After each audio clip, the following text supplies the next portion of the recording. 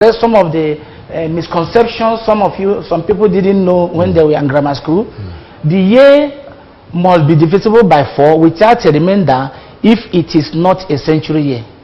Okay. But if it is a century year, like it 1200, 1300, 1400, 1500, 1600, it must be divisible by 400 without a remainder.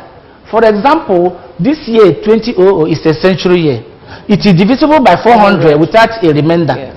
But 1800 is a century year, but it's not divisible by 400 without a remainder. Because of that, 1800 was not a leap year. Yes. Stanley, you've done so well. I'm sure you've brought some clarity into the whole concept of leap year. Exactly. And you've been able to cancel the myths. Yes. A lot of people believe that the myths around the leap year is not a very exciting one. And then, like you said, all those are myths, they're not realities. Yes. The leap year is just like any other year, the calendar. But it's important to us. Yes. The significance of leap year to us is it helps solar astronomers in their calculation. Yes. It helps us not to lose number of years.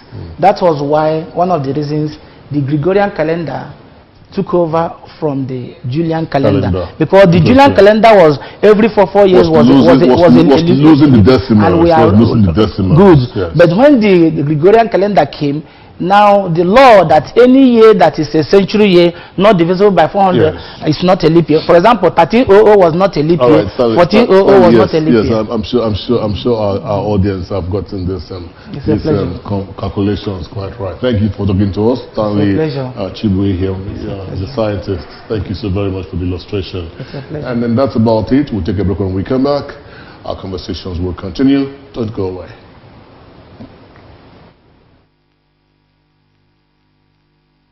Conversation we had yesterday talking about leap year, we just had to bring it to you this morning. Hopefully you now understand why we celebrate leap year in certain years. 4 years provided is divisible by 4 or by 400 if it's a century year. David, I'm sure you're not confused about these calculations anymore. Well, he talked about century year divisible by 400, a leap year divisible by 4.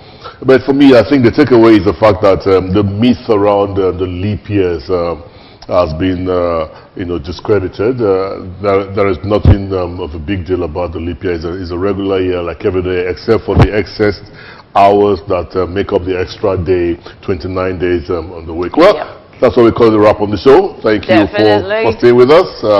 We'll do this again tomorrow, Wednesday. Thank you for watching. I'm David Babadike. Bye for now. And I'm Zikanuma. Have a great day. Bye.